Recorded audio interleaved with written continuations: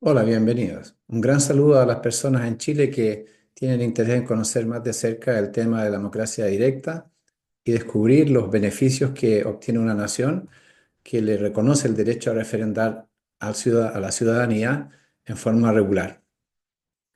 En este tercer vídeo, y me permito compartir el material de nuestra presentación. En este tercer vídeo vamos a tratar el tema de cómo se obtienen los beneficios que va siendo generado a través de la participación regular de la ciudadanía en la toma de decisiones de los temas de interés más importantes para la sociedad. Este es el tercer vídeo que hacemos en relación a las actividades que lleva adelante Jimena con el grupo de personas que se interesan también en este tema. Como en las otras ocasiones anteriores, les pido que se tomen un momento para leer con atención esta aclaración, en particular el que yo no pertenezco a ningún partido político ni en Chile ni en Suiza. No tengo tampoco la intención de adherir a un partido político. Mi interés es promover la democracia directa, con la convicción de que es muy útil para Chile en la situación, en particular en la situación que se encuentra en este momento. Y el hecho de que comparta esta información con uno u otro tipo de persona o de corriente no significa que esté apoyando en particular a ningún candidato o partido. Todo el material que ha sido generado en el último tiempo con los libros sobre el tema, presentaciones y artículos, está todo disponible en forma gratuita en el sitio web que se muestra aquí, www.swiss-democracy.ch. Hasta ahora, los dos o tres elementos esenciales que hemos compartido en los vídeos primero y segundo es que Suiza es el único país que implementa el derecho político a referendar cada 3 meses. Este derecho es votar sí o no, tema por tema, a la entrada en vigor de lo que ha sido promulgado por la clase política. Gracias a este instrumento, la gran diferencia de Suiza respecto a todas las otras naciones que viven en democracia representativa sin el derecho a referendar es que en vez de que entre en vigor lo que promulga la clase política en base a sus intereses, en Suiza puede entrar en vigor solo lo que acepta la mayoría de la gente. Si hay algo que por alguna razón un grupo grande de personas, suficientemente grande de personas, piensa que lo promulgado por la clase política, por los representantes elegidos al gobierno, a los parlamentos, no es de buena calidad, entonces existen los mecanismos para evitar la entrada en vigor y devolver el tema al sistema político para que lo trabaje y lo mejore. Gracias a esto, dijimos que Suiza, implementando esto a fines del 1800 y utilizándolo en forma ininterrumpida por los últimos 130 años, ha logrado acceder a niveles de libertad, de seguridad, de cohesión social y de prosperidad que están muy por encima de aquellos de cualquier otra nación que opera bajo el sistema de democracia representativa, muy por encima, que fue lo que ilustramos sobre todo en el segundo video. En este video de ahora tomamos como punto de partida lo que habíamos descrito en la diferencia de los derechos políticos del ciudadano suizo y cómo el ciudadano suizo vive su participación en el quehacer político de la nación respecto a las otras naciones. Habíamos dicho que aquí, como en otros países, como en Chile, tenemos el derecho de elegir entre candidatos cada 4 años para los puestos de gobierno y de parlamento. Pero más encima de eso, tenemos el derecho a votar, a referendar y decir sí o no cada 3 meses a los distintos temas que van siendo referendados, que van saliendo del sistema político ya promulgados por las autoridades y que la última palabra reside en la mayoría de la ciudadanía. ¿En qué se traduce el hecho de referendar con esta periodicidad, con esta regularidad? Lo podemos ilustrar de esta manera. Estamos hablando de 4 sesiones al año. En cada una de estas sesiones de referendo, votamos sí o no en torno en promedio a 2, 3 o 4 temas de nivel nacional. Esto es, los más de 5 millones de personas con derecho a voto dicen sí o no al mismo tema. Al mismo tiempo, cada cantón, cada uno de los 26 cantones, puede colocar uno, dos o más temas del nivel cantonal específico. La gente del cantón de Zúrich vota los temas específicos al cantón de Zúrich, la gente de Ginebra, Basilea, Berna, cada uno le dice sí o no a los temas que son pertinentes a la región en la cual ellos viven. Y además hay 2.170 municipalidades, cada una de las cuales lleva adelante también temas a ser referendados por la ciudadanía que vive en la municipalidad específica. No siempre todas las municipalidades tienen temas a ser referendados, por tanto en cada una de estas sesiones hay alrededor tal vez de 800 o 1.000 temas de nivel municipal que son decididos. Si uno acumula esto por 4 veces al año y un periodo de 4 años, que es más o menos el periodo presidencial de Chile y el ritmo, digamos, de progresión del trabajo político de tantas naciones, vemos que lo que está haciendo el ciudadano suizo es que participa en forma acumulada en decir sí o no a unos 30, 40 temas que pueden ser con salud, con educación, con transporte público, con seguridad. Cualquier cosa de interés público, subir impuestos, bajar impuestos, gastos importantes, asignación de recursos que van siendo decididos, digamos, por las autoridades y en las cuales la ciudadanía puede dar la última palabra, decir si se ejecuta o no lo promulgado por las autoridades. Y esto se repite una vez más, como dije, en los cantones y en las municipalidades. Desde el punto de vista del ciudadano, esto significa que en un periodo de 4 años ha estado confrontado a decir que sí o no, alrededor, una vez más, 30 a 40 temas de nivel nacional, 15 a 30 temas del cantón en el que vive y tal vez unos 10 o algo más de temas de la municipalidad. Para llegar a decir que sí o no en cada uno de estos temas, la persona está confrontada con argumentos en pro y contra del sí y en pro y contra del no.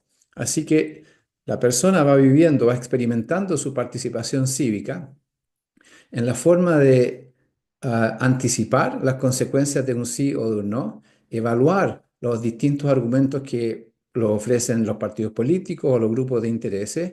Las mismas autoridades recomiendan que votar sí o no.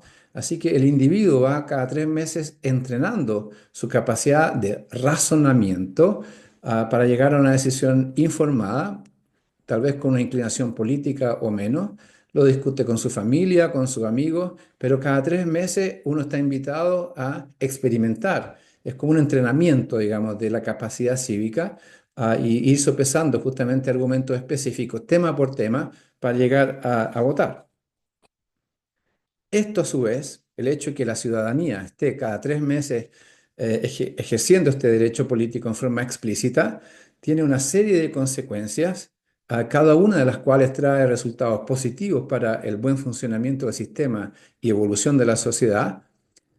Estos elementos están un poco entrelazados entre ellos y ahora les voy a compartir tal vez los principales con tal vez los aspectos más distintivos que caracterizan a cada uno de ellos. En primer lugar, podemos hacer la distinción en, tal vez lo has vivido, en una casa que tiene una chimenea con buen tiro o con mal tiro. En el caso de una casa con una chimenea que tira bien, está calentito y el aire está limpio. En una casa en que la chimenea no funciona bien, no solo tal vez hace frío, pero sobre todo sale el humo y no se puede respirar. Es un ambiente, digamos, más bien negativo respecto a uno en que haya un buen tiro. Y lo que ocurre con esto de votar cada 3 meses es justamente que se le da un buen tiraje a la chimenea de la agenda política. Temas van siendo decididos y van saliendo del sistema con una decisión final de sí o no y se para de discutir de eso y se sigue discutiendo de los temas que siguen y que son relevantes en el momento mismo, en vez de quedarse pegado. Esto significa, para ilustrarlo tal vez en términos un poco simples, es que en la democracia representativa, en que está dominada la dialéctica política como una cosa de antagonismo doctrinario, de gobierno-oposición, en que la prensa tal vez atiza el antagonismo para ir generando noticias, entonces esta situación de mal tiraje lo podemos traducir que la agenda política en realidad es como una maraña de temas pendientes. Hay un enredo increíble de cosas que están mal definidas o a media o nunca terminadas. Y la gente que participa en el proceso político están justamente hablando siempre de todo y tienen que saber todo de todo y empiezan a hablar de un tema y después de 2 minutos se pasan al segundo y antes de terminar el segundo ya el otro está criticando el tercero.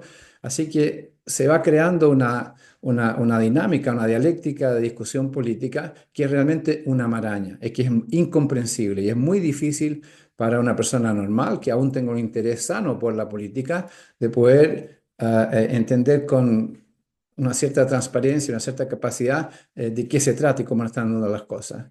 Así que cuando llega el momento de votar para elegir candidatos a cargos de gobierno o cargos de parlamento, en realidad es una cierta complejidad, digamos, en el ejercicio de poder llegar a elegir un candidato o una candidata, tal vez en forma que le gusta lo que me dijo de este tema, pero no me gusta lo que están diciendo sobre otro tema, y muy a menudo la gente experimenta en democracia representativa el terminar votando por el que te desagrada menos, en vez de que el que te convence más. Contrariamente a esta situación, en el caso de la democracia directa en Suiza, ¿cómo tiene este buen tiraje de la chimenea que los temas no se van quedando pegados y no se discute siempre las mismas cosas y tenemos una discusión, digamos, cómo funciona el sistema, en que hay distintas inclinaciones, hay distintas preferencias hacia una otra cosa, pero se discute una cosa a la vez. Hay un orden muy claro. Cuando habla de una cosa, habla de eso y no la mezclas con otros temas pendientes. Si hablas de energía, no te pones al tiro a hablar de seguridad y después de migración inoficial, etcétera. O sea, una cosa a la vez. Y cuando vas votando, dices que sí o que no, un tema después de otro. Y en ese sentido, el poder llegar a tomar una decisión de decir que sí o que no, comparado cuando tengo que tomar la decisión si voto por un candidato A o un candidato B o un partido de un tipo o del otro, en Suiza llegar a decir que sí o no en un referendo es de una simplicidad increíble respecto a la complejidad que están enfrentadas las ciudadanías en las otras naciones. Un segundo elemento que está asociado a esto de votar cada 3 meses es que justamente hay un proceso de educación cívica de la gente que la va responsabilizando a partir de los 18 años cuando comienza el derecho a poder referendar regularmente y con el tiempo, independiente del nivel socioeconómico de la persona, independiente si vive en una gran ciudad o en una región rural, si vive en un valle chiquito o si vive en una región más rica, cada persona justamente está invitada a participar en este proceso de razonamiento, de evaluar los argumentos pro y contra, de decir que sí o que un no, lo que va llevando justamente a que todo el mundo, los 5 millones y más de personas que tienen derecho a referendar en Suiza, van desarrollando una capacidad cívica muy por encima de la que tiene la gente que está invitada a votar por persona cada 4 años. Algunos ejemplos para ilustrar a qué se llega con el hecho de que tanta gente tenga regularmente la posibilidad de ejercitar su capacidad de razonamiento en temas de interés público. Por ejemplo, hay una iniciativa en que se dice la gente trabaja 44 horas a la semana, es mucho tiempo, queremos que pasen más tiempo en la casa y se propone una iniciativa que reduzca el número de horas de trabajo a la semana de 44 a 40 horas. Se reduzca de 4 horas a la semana con el mismo sueldo. Y a través de una iniciativa popular que la gente junta las 100.000 firmas y el tema llega a ser votado por toda la ciudadanía a través de Suiza. Si gana el sí, se transforma en ley a nivel constitucional en forma inmediata. O sea, todos los empleados en Suiza pasan de 44 a 40 y mantienen su mismo sueldo. Ese tema se referendó y ¿cuál fue el resultado de la gente? Imagínense, tal vez en muchos países uno dice al tiro, ¿no? Trabajo menos, gano lo mismo. En el caso de Suiza, este tema fue rechazado por el 78% de la gente. El 78, casi 8 de 10 personas en Suiza, le dice que no. Esta es una votación del año 76, entre paréntesis, una o dos generaciones ya antes de ahora. Le dice que no a que le rebajen las horas de trabajo manteniendo el mismo sueldo. Para llegar a un resultado de este tipo, lo que tienen aquí cada una de estas columnas es el resultado no y sí de cada uno de los 26 cantones. A la izquierda Está el cantón que tuvo el mayor número de sí, que como ven ni siquiera llega al 50%, y la columna de más a la derecha fue el cantón en que el sí llegó ni siquiera al 10% y la gran mayoría de la gente de ese cantón dijo que no. Pero a nivel nacional, 8 de 10 personas dijeron que no a rebajar sus horas de trabajo. Les pido que reflexionen un momento en qué tipo de razonamiento hacen millones de personas, cada uno con un, justamente, nivel social, socioeconómico, de educación, de intereses políticos, etcétera, muy diferente tal vez del uno del otro, o con una gran heterogeneidad, a través de millones de personas, y todos, o la gran mayoría, independiente justamente de todas estas diferencias, personas de más edad o menos edad, cantones ricos o cantones menos ricos, todos llegan a la misma conclusión que no es una buena idea. Un ejemplo del nivel de capacidad cívica y responsabilidad cívica que llega a la ciudadanía a través de entrenar su capacidad de razonamiento cada 3 meses. Les doy otro ejemplo. En la misma línea de justamente que la gente trabaje menos y gane lo mismo, hubo otra iniciativa en que se proponía que en vez de tener 4 semanas de vacaciones al año, todos los empleados en Suiza, por ley, deberían tener 6 semanas de vacaciones al año. O sea, se propone una ley en que se aumente de 2 semanas sin trabajar, manteniendo naturalmente el mismo sueldo. A través de una iniciativa se juntan las firmas, pasa a través del sistema político y se llega al voto. En este caso, imagínense, en cualquier otro país que la gente le dice quiere 2 semanas más de vacaciones pagadas, probablemente la gran mayoría de la gente va a decir al tiro, muchas gracias. Se vota en Suiza y el 67% de la gente votó que no. El 67%, son casi 7 de 10 personas, llegan a la conclusión que tener 2 semanas adicionales de vacaciones pagadas no es una buena idea. Es como un boomerang con una trampita que tarde o temprano no va a ser, me va a hacer mal.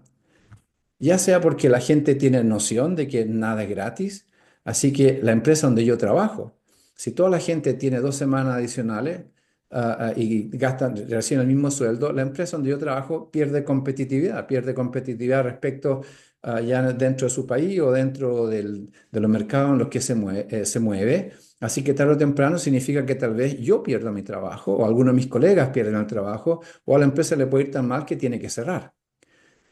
Todo este razonamiento, como lo ven aquí, tuvo lugar en los 26 cantones. Los 5 millones, los varios millones de personas que votaron en esta ocasión, que dijeron que no, no hay gente que tiene estudios necesariamente universitarios de economía o cosas tan, para hacer razonamientos muy complejos sí, es muy simple, me va a afectar en forma negativa. O tarde o temprano van a tener que subir los impuestos para poder financiar los gastos asociados a justamente cómo pagarle a la gente, a los empleados públicos que justamente no trabajan y se van de vacaciones. Como pueden ver también en los 26 cantones, en todos ellos ganó el no. Otro ejemplo del nivel de civismo y madurez política, digamos, de capacidad de decisión a que llega millones de personas a través de este ejercicio trimestral.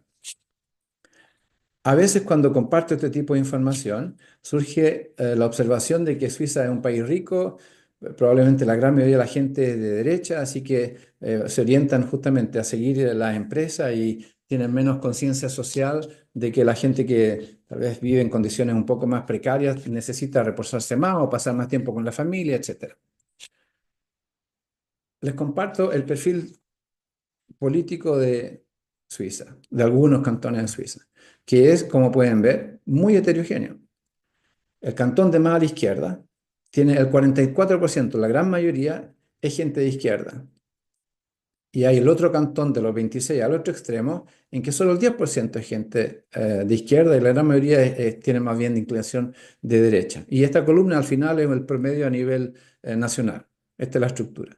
Esta estructura a nivel nacional no es muy diferente de la que existen en otras naciones europeas o en Chile, en Sudamérica, etcétera. No es muy diferente. Y lo que quiero ilustrar con esto justamente es que el instrumento de la democracia directa no favorece ni perjudica a ningún tipo de inclinación política. sirve para las ideas que provienen de la izquierda, sirve para las ideas que provienen de la derecha, y la gente vota en forma muy pragmática. Más allá de lo que cada partido recomienda votar, que sí o que no, la gente llega a su decisión que puede ser contraria a lo que está recomendando su partido, independiente nuevamente si es un partido de izquierda o de derecha. Así que lo que está detrás de este tipo de votos es un pragmatismo de la gente que está por encima y que no perjudica en realidad el hecho de que existan inclinaciones políticas de distinto tipo y puede favorecer justamente, funciona en cantones que tienen una orientación mucho más de izquierda o menos que los otros, funciona en todos los cantones. Les comparto otro ejemplo que es muy interesante y que tiene repercusiones bien concretas en realidad. Lo que, lo que tenemos aquí, por ejemplo, es un caso en el cual hay una gran heterogeneidad en la forma que la gente votó. Como pueden ver, independiente del tema, hubieron cantones en que la gente dijo que sí y tenemos al otro lado cantones en que claramente dijeron que no. Este tema al final gana el sí o gana el no. Cada uno es libre de elegir como quiere y nadie anda recriminando al cantón del lado o a la región de la otra parte por haber votado en forma diferente. Nuevamente, para ilustrar que hay un gran pragmatismo en cómo la gente va de tema en tema decidiendo cómo se vota. Y así como existen estos que son muy heterogéneos, hay temas en que son muy homogéneos. Por ejemplo, aquí hay un tema que tiene una importancia que voy a elaborar un poco. Como se puede ver, aquí más del 80% de la gente dijo que sí a un tema, en tanto que muy poca gente dijo que no. Y en ningún cantón en realidad hubo mucha gente que le dijera que no. Y este tema no es banal, esto es una votación del año 2001, hace ya más de 20 y tantos años atrás. Y era un referendo obligatorio que llegó por iniciativa de las autoridades y que se trata de frenar la deuda pública. O sea que el Estado no puede seguir gastando con déficit de tal manera que va aumentando el nivel de deuda porque se considera que tarde o temprano esto no se hace sostenible y es perjudicial para la nación. Lo que está detrás de esto es lo siguiente. Lo que pueden ver aquí es a nivel rojo el nivel de deuda pública de los países de la OECD, los 25 naciones más ricas del planeta. Y lo que está en amarillo es el nivel de deuda pública de Suiza. Como pueden ver, en el año 60 a la izquierda, el nivel de deuda pública suiza era la mitad del promedio de los países de la OECD. Pero durante los años 80, 90, yendo hacia el año 2000, habían déficits fiscales del Estado suizo de manera tal que la deuda pública empezó a crecer mucho más rápido que en las otras naciones y se empezó a acercar a niveles similares al promedio de estos otros países. Y ya en perspectiva de este desarrollo, las autoridades dicen, no podemos seguir de esta manera, tenemos que apretarnos el cinturón. Así que imagínense, estamos hablando de una nación en que las autoridades, en vez de respecto a las naciones de democracia representativas en que están siempre encontrando razones y argumentos para gastar más plata a la izquierda y a la derecha, las autoridades en Suiza dicen no podemos seguir gastando plata de esta manera y le piden a la ciudadanía que digan que sí a un referendo obligatorio de que nos tenemos que apretar el cinturón todos. El resultado de la ciudadanía, al 80% entiende el argumento de que no se puede seguir gastando plata de esta manera y que tenemos que parar. 80% dijo que sí a frenar la deuda pública. Y esto no es banal lo que les estoy diciendo porque la historia sigue naturalmente para adelante y es así como se siguen desarrollando las cosas. Si uno mira las estadísticas hoy por hoy y ve que Suiza tiene muy poca deuda pública respecto a todos los otros países ricos del mundo, de la OECD, mientras los otros han explotado a llegar en promedio a 140% del Producto Bruto, en Suiza se ha quedado pegado en torno al 40%, tal como se votó el año 2001. Y esto no es banal, porque el resultado de este tipo de cosas es que, por ejemplo, un país como Italia, que tiene 140% de producto, de deuda respecto al producto, cuando se refinancia, tiene que pagar casi el 5% de interés para emitir deuda en el mercado financiero.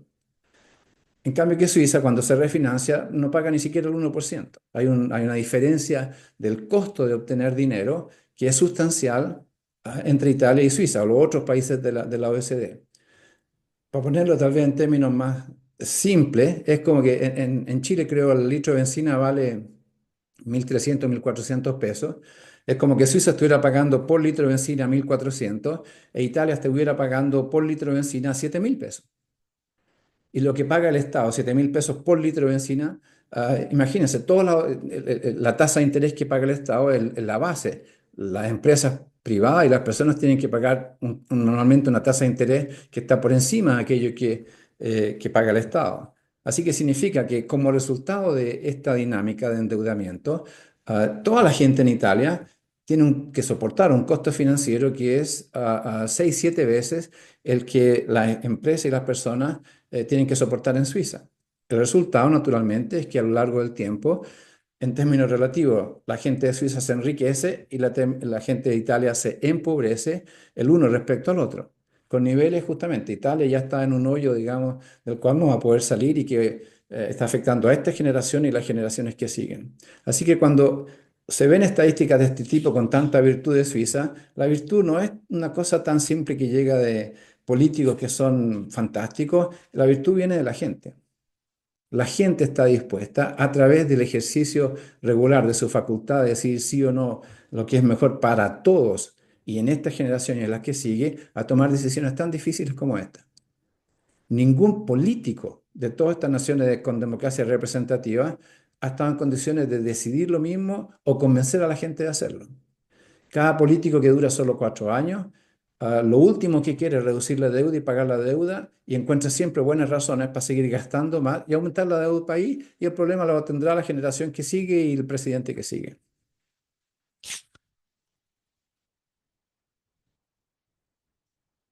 Un otro elemento que resulta del hecho de referendar cada 3 meses. Y esto le va, espero, causar un poco de sensación y hasta un poco difícil de creer. En el caso de Suiza, gracias a esto, desaparecen los políticos profesionales. En vez de tener este tipo de personas que tienen una actitud más bien cínica y que se están siempre atacando mutuamente, descualificando y que se comportan de una manera, pero en realidad piensan de otra, en Suiza este tipo de personas está reemplazado por gente que parecen voluntarios al servicio de la ciudadanía. Para ilustrarle esto, ya lo discutimos en el segundo vídeo, les puse este ejemplo, ¿no? El Parlamento de la Municipalidad de Zúrich, de la ciudad de Zúrich, que se había autopromulgado un aumento sustancial de la remuneración que se pagan y la gente no estaba de acuerdo que tuviera un aumento tan grande. Se llega a un referendo y hace 2 semanas atrás, bueno, algunas semanas atrás, el 54% de la gente votó que no al aumento que ya se habían promulgado.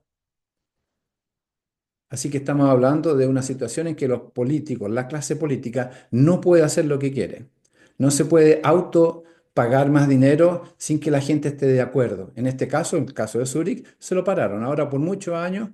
Así que, para ilustrar, el participar en la actividad política suiza, en cargos de gobierno o en cargos de nivel parlamentario, a nivel municipal o regional o nacional, son todos trabajos de tiempo parcial. Esta gente trabaja, va al Parlamento 3, 4 horas a la semana, una vez por semana. Están obligados a tener un trabajo en paralelo.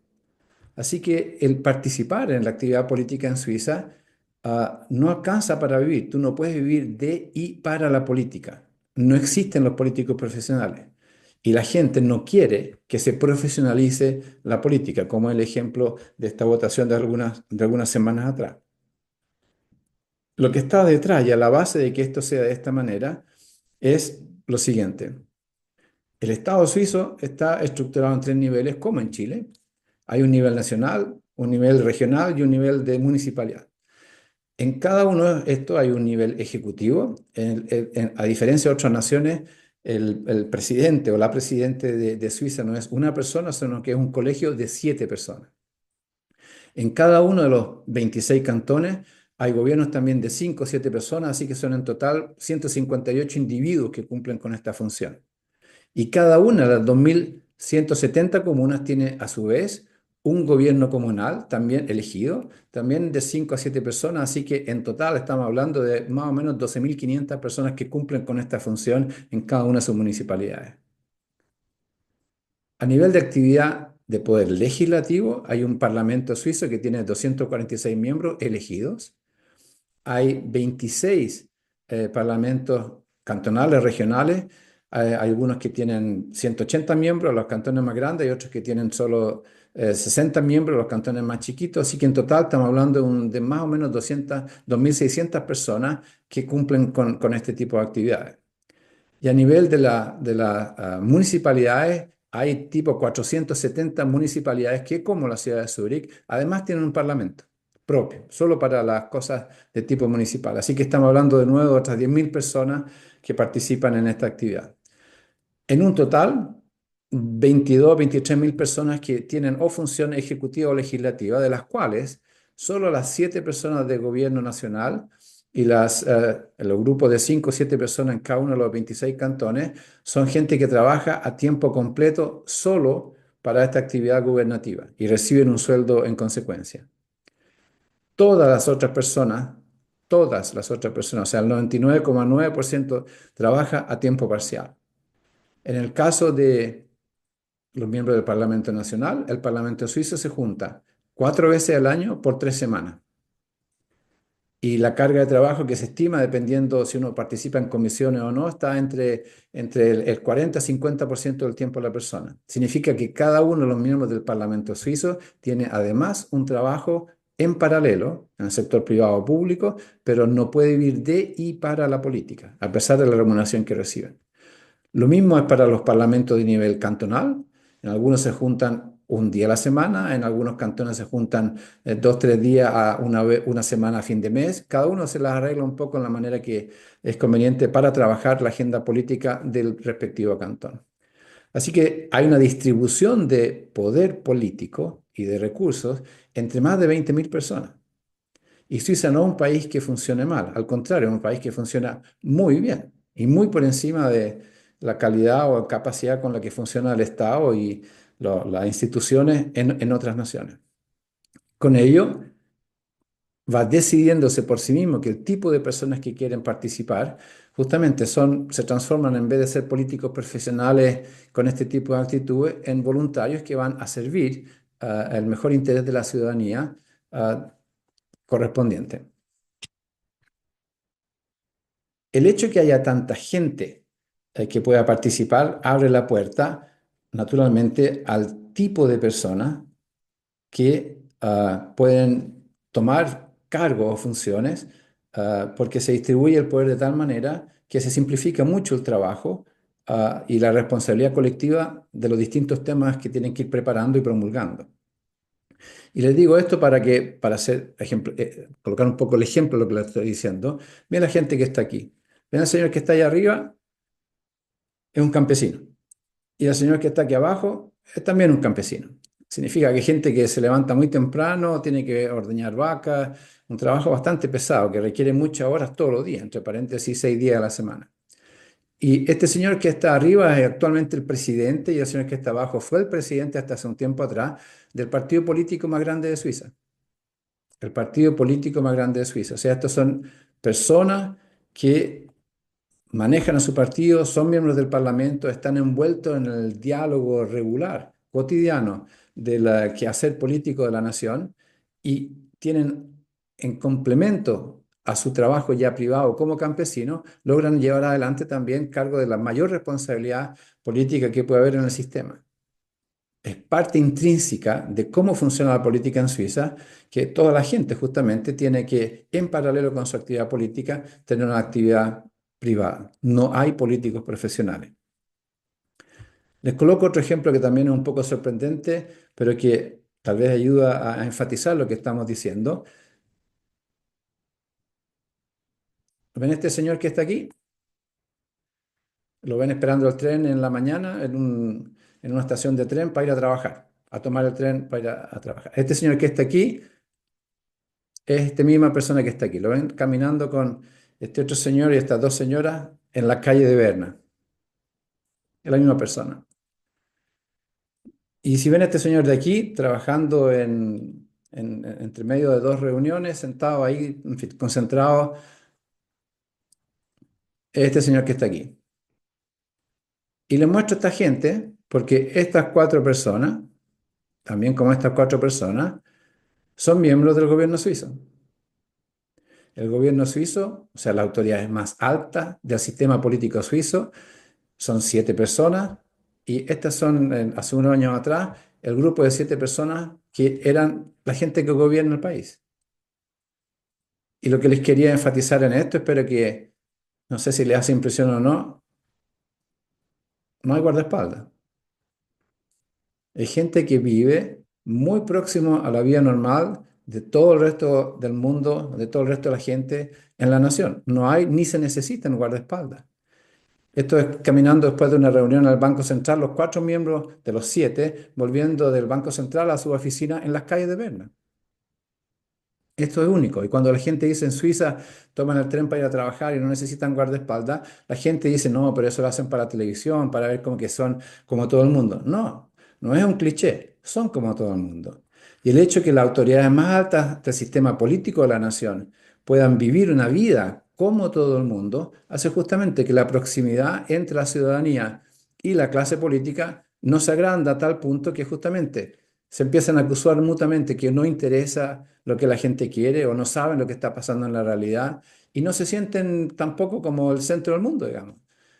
Imagino que para una persona que anda siempre con guardaespaldas, con escoltas, con motociclistas de carabineros que le hablan en el camino y que echan a los otros autos para el lado, es difícil seguir sintiéndose normal todo el tiempo, digamos.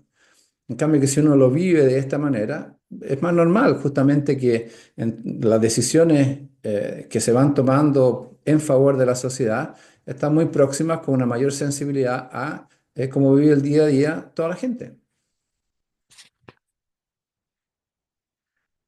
En este sentido,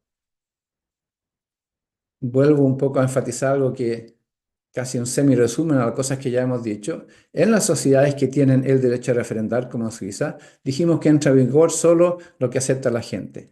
El hecho de que el sistema funcione de esta manera, ya por definición, hace que no se tengan políticos profesionales y que un cierto tipo de personas y personalidades con más bien características egomaníacas, que son aquellas que salen adelante en democracias representativas que viven de un antagonismo perenne y permanente entre ideologías, entre gobierno y oposición, en Suiza no es necesario ni existe.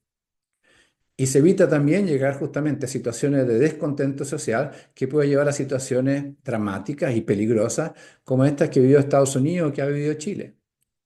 Y lo interesante es que en el caso de Suiza, el que esto no exista y el que esto no se produzca es un subproducto de la democracia directa. Suiza no inventó ni implementó la democracia directa para evitar este tipo de cosas. Simplemente se ha dado de esta manera. Así que entre el qué se obtiene y cómo se obtiene, que es lo que hemos estado discutiendo en lo último, les quiero enfatizar que una nación que logra deshacerse de la clase de políticos profesionales y evitar este tipo, vive en condiciones muy superiores, de mucho mejor calidad del día a día de toda su ciudadanía, que aquellas en que están enfrentados a una constelación de este tipo. Y el hecho que una nación no tenga políticos profesionales, les pregunto, basada en la experiencia en Chile, la lista de deficiencias que experimenta una nación cuando se piensa en coimas, en malversación de fondos, en financiamiento ilícito de partidos, en corrupción, etcétera, de tantas autoridades, no todas, pero tantas que van a terminar a la cárcel o en prisión, que tienen escándalos de todo tipo. Imagina el costo financiero y emocional que significa para una nación vivir en estas circunstancias respecto a Suiza, en que esto no ocurre. Y no ocurre justamente porque gracias a este sistema, ese tipo de personas no entran a participar en funciones de liderazgo político. El paso es siguiente. Dado que cada cosa que se hace en Suiza puede ser votada por la ciudadanía, el subir impuestos o el bajar impuestos, el gastar dinero en una cosa o en otra, la asignación de recursos, está al final aprobado o desaprobado por la ciudadanía. Y el resultado es que el Estado, el tamaño del Estado, lo que hace, cuánto hace, más grande o más chico, es función de lo que la gente está dispuesta a pedir o a tolerar. Lo más eficiente posible, lo más chico necesario y solo tan grande como se requiera para que las cosas funcionen. Así que estamos en presencia de un Estado que es muy chico, los impuestos más bajos del mundo, con los servicios públicos de mejor calidad del planeta. Muy eficaz y muy eficiente. Y en parte, naturalmente, es como resultado de que no existan políticos profesionales. Una forma para ilustrar tal vez esto es la siguiente, con cifras de nuevo. Lo que tienen aquí a la izquierda es la estructura de ingresos y gastos del Estado en el año 1950. Y aquí está la misma información para el año 2022, en los tres niveles del Estado. Como pueden ver, el nivel nacional de Suiza, por ejemplo, en el año 22, recibe y gasta solo el 30% de todos los ingresos fiscales. El otro 65% de donde se genera y donde se gastan los fondos públicos son del nivel de las regiones y el nivel de las municipalidades. La gente ha querido, esto es el resultado de cómo la gente ha ido votando referendo tras referendo a lo largo de generaciones y se llegan a resultados de este tipo. Esto refleja la estructura del Estado suizo y la forma en que se generan y gastan los fondos públicos, refleja la voluntad de la ciudadanía y no la voluntad de la clase política de ninguna inclinación de izquierda o derecha. Y como pueden ver, lo que la gente quiere, ha querido en Suiza, es que 2/3 de los recursos fiscales estén a nivel de regiones y municipalidades, no del Estado central. El Estado central no tiene recursos para decidir e imponer a los otros niveles el qué y cómo se hacen las cosas. Lo otro que es importante e interesante ver es que hay una equivalencia muy grande entre gastos e ingresos. En Suiza nadie puede gastar más de lo que recibe. Hay una disciplina fiscal en que la gente no le tolera a su comuna, ni le tolera a su región, a su cantón, y como ya vimos en la votación a nivel nacional, que la clase política gaste más plata de la que generan a nivel de los impuestos. Y no pueden subir los impuestos sin que la gente vote para aprobarle el que le suban los impuestos. Así que los tienen permanentemente con la rienda muy cortita de no gastas más de lo que yo te permito. ¿Qué hacen? ¿Qué se hace con estos fondos públicos? Como decía antes, el Estado suizo hace pocas cosas y las hace muy bien. Aquí lo que tienen a la izquierda es la columna de la estructura de gasto de los 26 cantones juntos y aquí las 2.100 municipalidades en conjunto.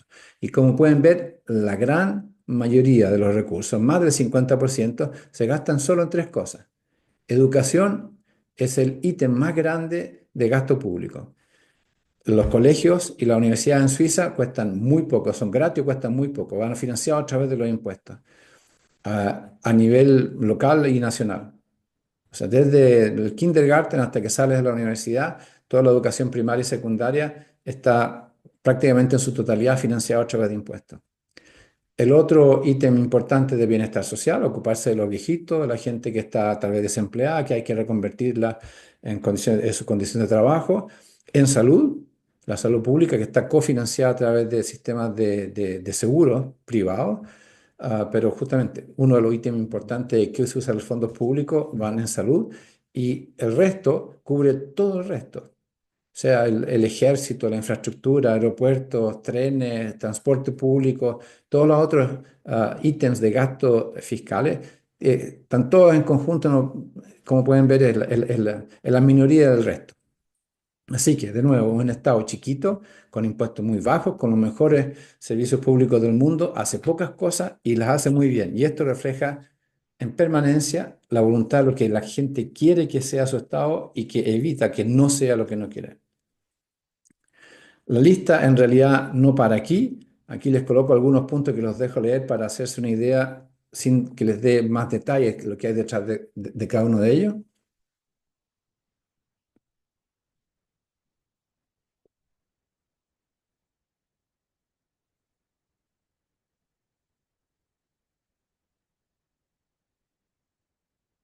Y ahora tenemos que hacer un paso adelante importante en entender la forma en que se generan todos estos beneficios que ya hemos descrito en el vídeo anterior y de que alguna manera hemos ido indicando entre tanto. Y esto tal vez es sorprendente, pero es muy importante. Es el hecho que por el tener el derecho a referendar cada 3 meses, se produce una situación tal vez de paradoja, que basta tener el derecho a referendar para que en realidad se necesite referendar muy poco. La democracia directa no reemplaza la democracia representativa, sino que se usa en conjunto. Elegimos al Poder Ejecutivo, elegimos al representante del Poder Legislativo, tenemos una clase política, se eligen o reeligen cada 4 años, hacen su trabajo de la misma manera que en cualquier otra nación de democracia representativa. La diferencia es que con el derecho a refrendar podemos controlar la calidad de lo que están haciendo, de tal manera que si nos tratan de hacer un gol, la gente lo puede parar y mandárselos de vuelta.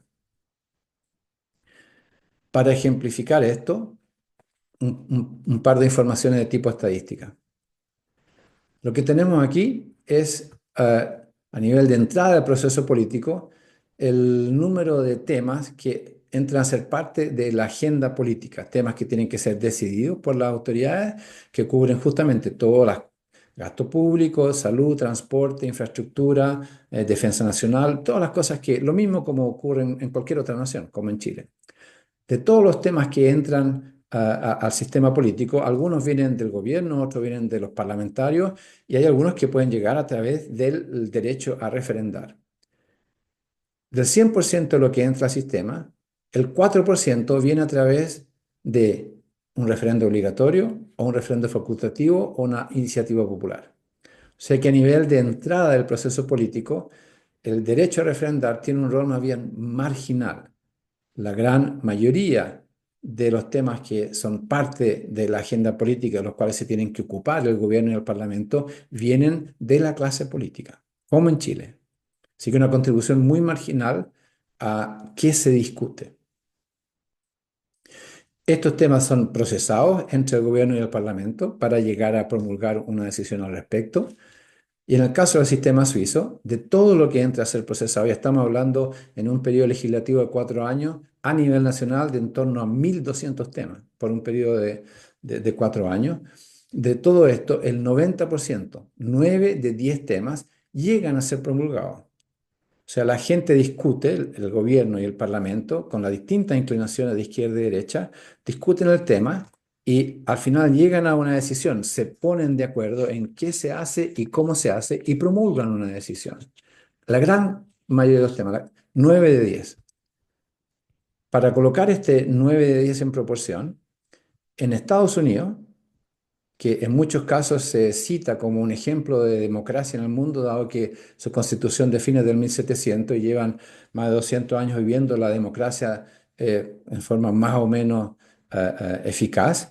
En Estados Unidos, lo que se promulga, lo que entra al sistema político en un ciclo de 4 años, es el 7%. Uno de 10 temas son promulgados. Los otros 9 se quedan pegados en el sistema o los tiran para afuera. Pero en esencia es aire caliente que sigue siendo como una pelota que se discute del gobierno a la oposición, de los demócratas a los republicanos, y de alguna manera le sirve para justificar al Parlamento y a los políticos en tener un trabajo a tiempo completo. En vez como en Suiza, que trabajan 4 veces al año, 3 semanas, y esas 3 semanas tienen que decidir las cosas para que esté limpia la agenda para el ciclo que sigue 3 meses después. En Estados Unidos tienen que justificar el no decidir y el seguir dándole vuelta con tal de obstruir la eficacia con que el gobierno de turno puede resolver o decidir cosas de interés de la ciudadanía. Una eficacia increíble en el sistema suizo. Y cuando se llega a qué entra en vigor respecto de todo lo promulgado por las autoridades, recordarán que con el referendo facultativo la ciudadanía tiene el derecho a, si quiere, parar todas y cada uno de estos miles de temas que van siendo decididos y promulgados por el sistema. ¿Cuántos paramos? Menos del 2%. O sea, la gran mayoría de las cosas que entran al sistema son aprobadas por el sistema, son promulgadas y la gran mayoría entran en vigor tal como ha sido decidido por la clase política sin que la ciudadanía empiece a juntar firmas para tratar de parar lo que ha sido decidido por ellos. Solo el 2%, 98 entran en vigor como salió del sistema. Pero tenemos el derecho de parar aquellas que no nos gustan. Se los podemos mandar de vuelta. Así que este nivel de eficacia del sistema, en realidad, es el gran secreto de la democracia directa. Todo el mundo habla de la parte visible del iceberg, que es la parte que se vota. Como hay un tema y sale un voto que sí o que no, lo que hablan los periodistas y lo que se comenta en otros países, que la gente votó que sí o que no a que hayan aviones de guerra, votó que sí o que no a que haya más semanas de vacaciones, que se suba el sueldo, que se bajen los arriendos, todos los temas comunes de interés público que se conocen en Chile o en Suiza, en cualquier parte. Pero votamos solo el 2%, ni siquiera. Así que el gran secreto de la democracia directa en realidad no es lo que se vota, sino que es la calidad y la cantidad de todos los actos que entren en vigor sin ser cuestionados por la ciudadanía. Y no son cuestionados porque la calidad del trabajo que tienen que hacer los representantes políticos es tal y tienen que hacer tal atención a lo que la gente realmente quiere, que cuando promulgan algo es tan bueno que la gente lo deja pasar y que entre en vigor sin oponerse a lo que la clase política ha hecho. Ese es el gran secreto, de lejos, el gran secreto. Si piensan, el 2% lo votamos, el 98% entra porque es muy bueno, entra en vigor porque es muy bueno. Esa es la gran diferencia respecto a todas las democracias representativas, en que hay un desencanto permanente de una gran parte de la población respecto a una clase política que lo llaman ladrones, mentirosos, que hacen lo que quieren, en que hacen leyes mal hechas o incompletas o que las dejan pendientes, en que lo único que espera que se cambie el gobierno para ir a deshacer lo que hizo el gobierno anterior. Aquí en Suiza, cuando algo entra en vigor, dado que viene de la gente que lo aprobó en forma explícita o implícita, nadie está pensando en que ya entró en vigor y lo queremos cambiar o deshacer lo antes posible. Una vez que entra en vigor, se queda por mucho tiempo. Así que les comparto un poco un resumen de qué se trata, el qué y el cómo se obtiene. En particular, como ya dije, la democracia directa no es una alternativa que reemplaza a la representativa, se usan las dos en conjunto. Sin la representativa, la democracia directa no es practicable. Obviamente es imposible que toda la gente esté votando miles de cosas todo el tiempo, no es practicable. A contrario, sin la directa, lo que observamos es que las democracias representativas, como en Chile y en tantas otras naciones, padece de defectos muy serios y que no logra evitar o corregir por sí misma. Pero en presencia de la democracia directa, justamente estas falencias, estos defectos que son realmente graves en algunos casos, no ocurren. Y si ocurren, son corregidos en forma muy rápida. Así que, utilizadas en conjunto, estas dos formas de democracia se validan, se complementan, se potencian y se perfeccionan mutuamente. Y cuando digo en el fondo en base a la experiencia suiza en este momento, después de 120, 130 años utilizando este sistema y perfeccionándolo a través del tiempo, es que en realidad basta un 2% de democracia directa para conseguir que el 98% de democracia representativa funcione de maravilla y al servicio de la gente en vez de la clase política que trata de abusar del sistema en su provecho.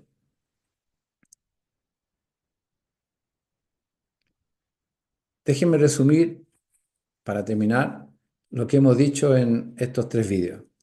Empezamos diciendo que Suiza es el único país en el mundo que tiene el derecho político a referendar cada 3 meses. La ciudadanía va llamada regularmente a votar en cada sesión 8 o 10 temas y decir que sí, que no a cada uno de ellos en forma muy pragmática, con argumentos en pro y en contra que tienen que tienen una cierta inclinación de preferencia política, pero a la base son cosas muy pragmáticas, de lo que interesa y es bueno para la sociedad o no.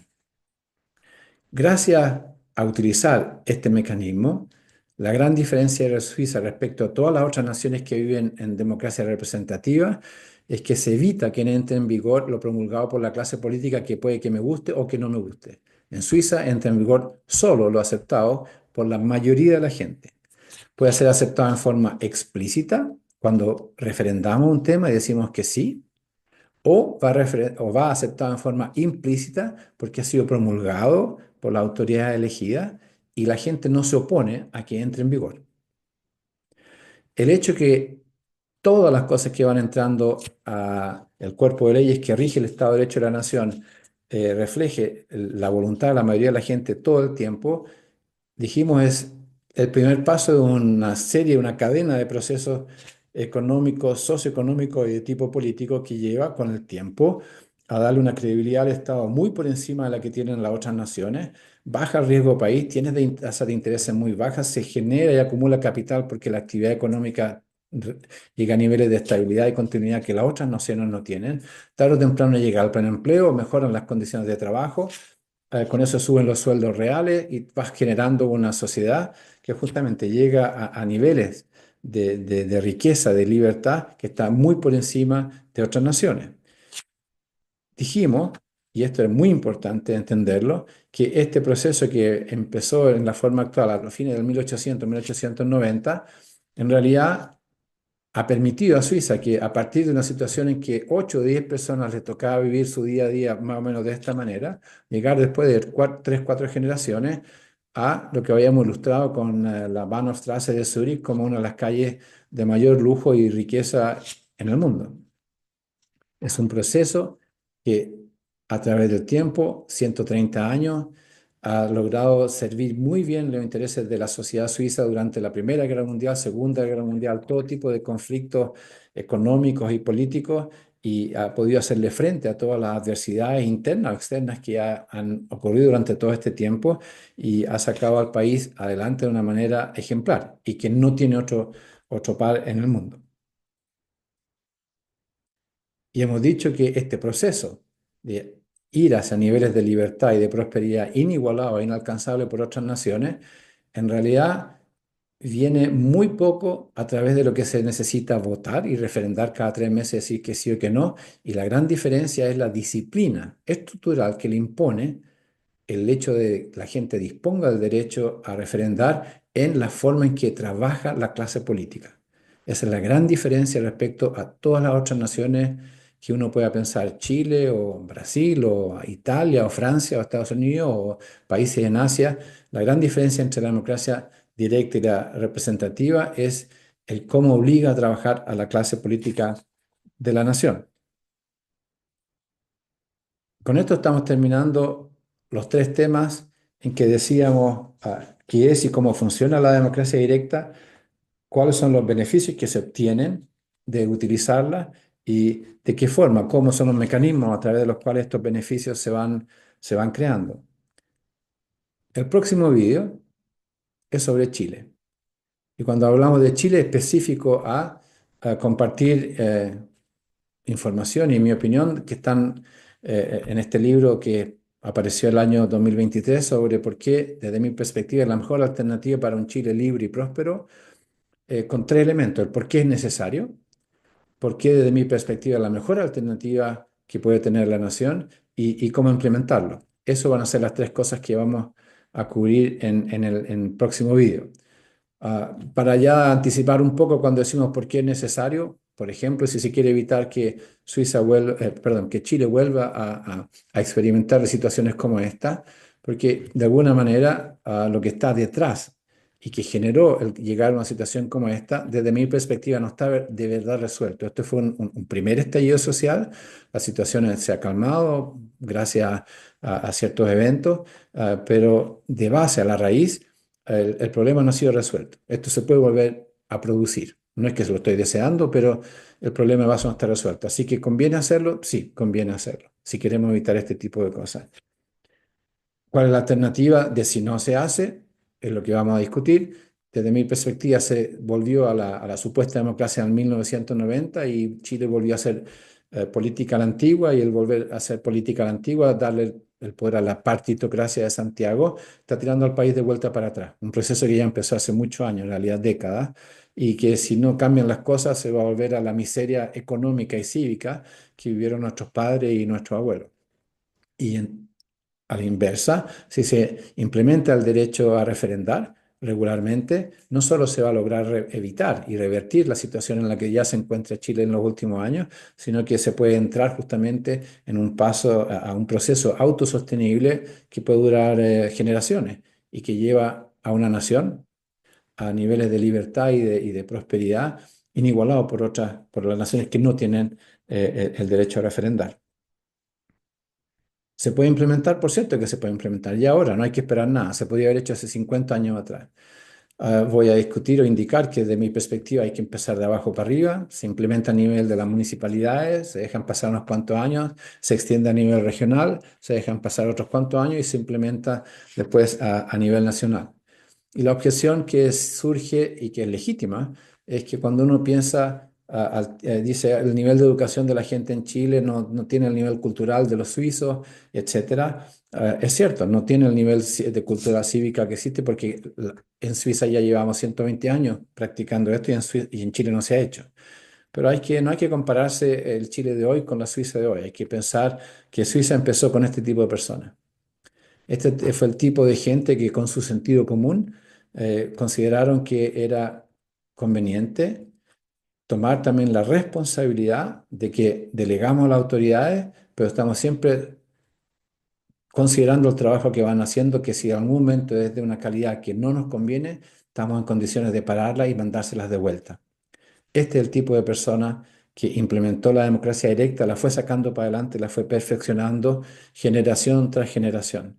Así que la pregunta con la que los dejo antes que volvamos a hablar del tema de Chile es si la sociedad chilena, con 11 millones, 12 millones de personas con derecho a voto, si el sentido común, el nivel de información y educación que dispone la gente con derecho a voto en Chile hoy por hoy es sustancialmente inferior a lo que tenía esta gente que fue sacando con su sentido común y con su nivel de educación e información hace 120 años atrás, generación por generación, un sistema para adelante que los llevó a la situación actual de tener la nación más libre y rica del planeta.